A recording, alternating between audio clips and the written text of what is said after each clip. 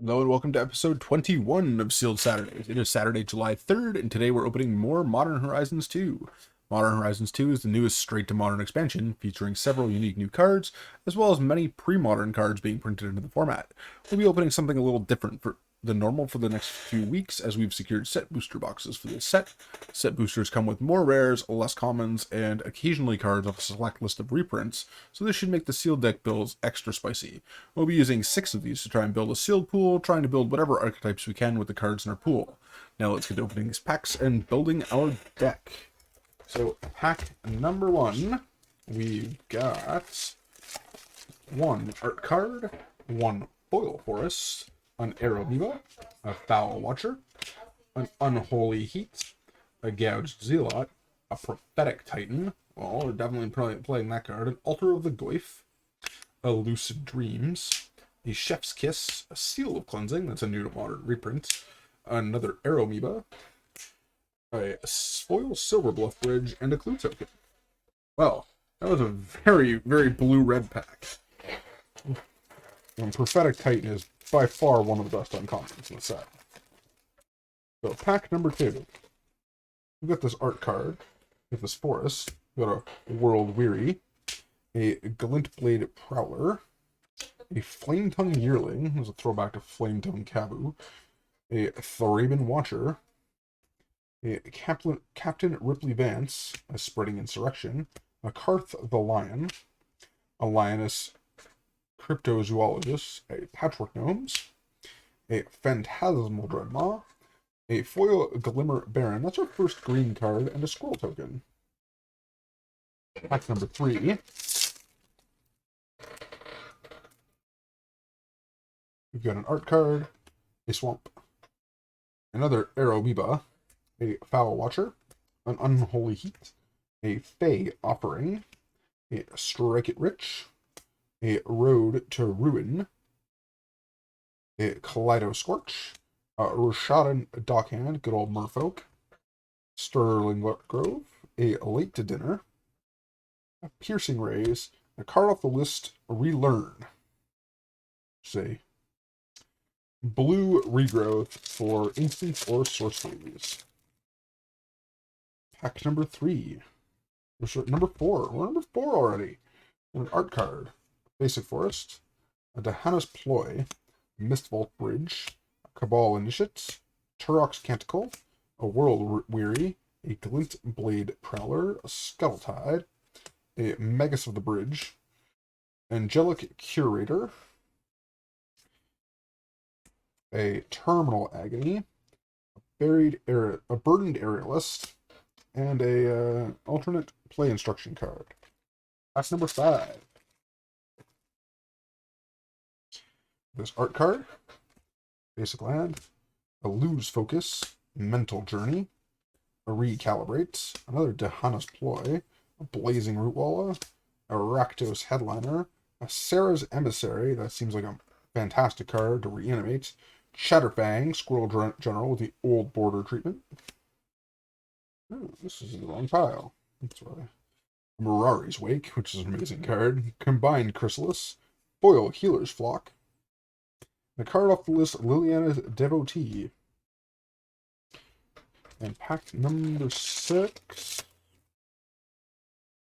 We've got 1 art card, 1 Plains, 1 Mistveil Bridge, a Cabal Initiate, a Turok's Canticle, a World Weary, a Glintblade Prowler, a Necromancer's Familiar, a Scour the Desert, a Soul Talisman, a Zern Orb, another new to modern reprint, Faithless Salvaging, a Foil Funnel Web Recluse, and a 1 art card.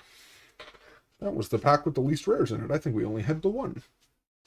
The Soul Talisman. Okay. Get these art cards out of the way, these basic lands, and these tokens. And we can build this week's deck. So, I don't necessarily like any of these artifacts. They all seem kind of mediocre. Let's take a look at our green cards. The Chatterfang is very interesting. And it goes well with the Fey Offering. But there's not a whole lot here for green. and even in our multicolored cards. The Mirari's Wake is in the Mirari's Wake is very nice. We have a lot of nice green multicolored cards, but I don't know if we have the support in the token archetype to work with this and this and the and this. There are several like actually very good synergies here between these cards. Um, these five cards are very synergistic. We don't have the lands to support it, and we don't really have anything to build it around. Um, I think we're more likely to be a Grixis deck because we've got a lot of very nice Grixis cards, even just in our multicolored cards.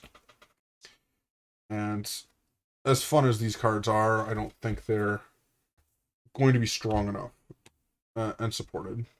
Same with the whites. We do have we have a very nice combo with Sarah's Emissary and the Late to Dinner as a reanimation bit.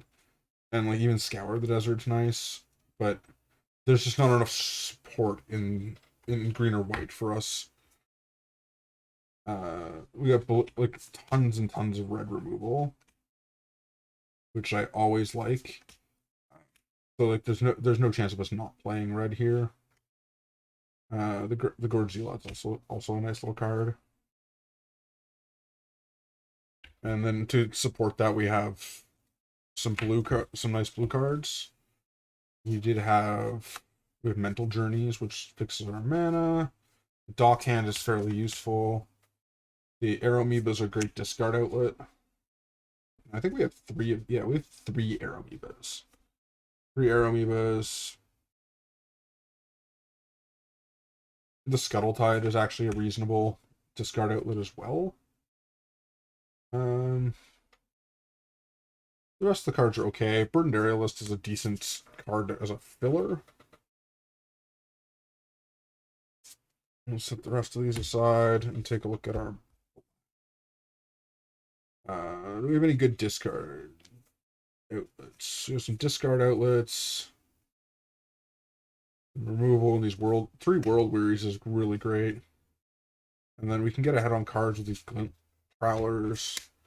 We didn't really get any, again, no real big discard payoffs. Yeah, unfortunately, there's no real big. We got no good Madness cards outside of the one removal spell.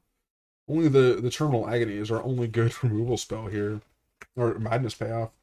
I'm just not seeing Madness payoffs. I guess we have the Blazing Root Wallet too, which is a nice free creature, but not a lot of Madness payoffs. Let's see. Separating by mana cost or mana value. They changed it to mana value now with this. They're very heavy on the 4 slot and the up above 4.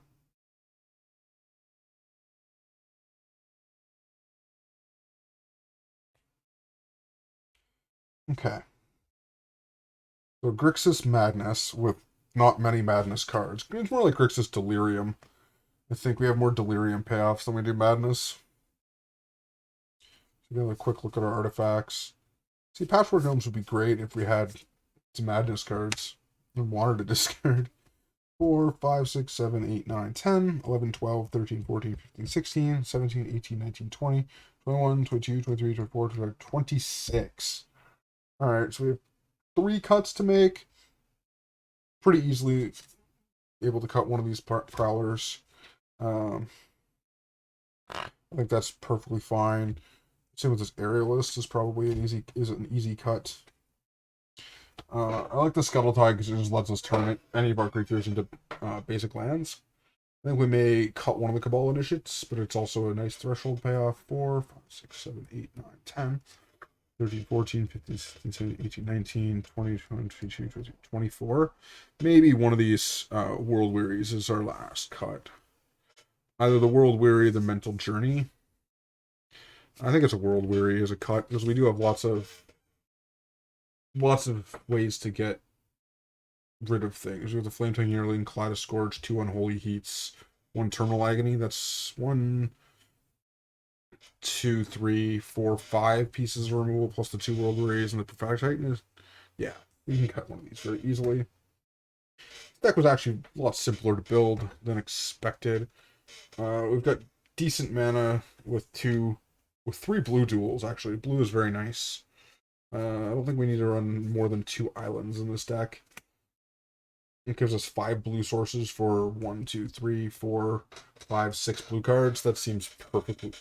Sorry, 1, 2, 3, 4, 5, 6, 7, 8, 9 blue cards. Maybe 3 islands. Start with 4 swamps and 4 mountains. That's 8, 9, 10, 11, 12, 13 lands, so 4 more land slots. I think very safely 5, 5, 3 on the islands even? Yeah. 3 islands, and then probably the last one, I think, is going to be an extra... Probably going to be an extra mountain. I think we want red before anything else with the removal spells here. We have double red early. Yeah, I think we're going like this. It's another week for Grixis with Grixis removal. Grixis is actually very strong in this set, just due to most of the removal being in black-red. You've got cards like Unholy Heat that are just straight up better flame slashes. Instant speed flame slash that deals 2 to 6 damage. It's a great way to clear out the board. The Rakdos Headliner is kind of the card that can go either way, but it is a 3/3 for 2 with the downside of discarding a card, but you can turn 2 the Headliner, turn 3 pitch your Terminal Agony or your Rootwalla and be ahead. Prophetic Titan draws cards and removal. Deploys, gain us a little bit of incidental life, allow us to cast the Agony of the Rootwalla or turn land into more cards. This gives us red sources. 1, 2, 3, 4, 5, 6, 7 red. 1, 2, 3, 4, 5, 6, 7 black, and 5 and 6 blue. That's actually really strong. The World Wearies are great late game to either make our opponent's big threat smaller or remove some smaller threats. Or early game to grab us the land drops we need. Same with the Mental Journey, can refill our hand, get some threats out there. The Cabal All Initiates enable discard, get lifelink, and then eventually become 3/3s once we churn through enough for our deck. Yeah, I like it. This is a deck I would play in a pre-release for sure. That's this week's deck, Grixis removal. Next week we'll be opening some more Modern Horizons 2. So be sure to like, subscribe, and check back.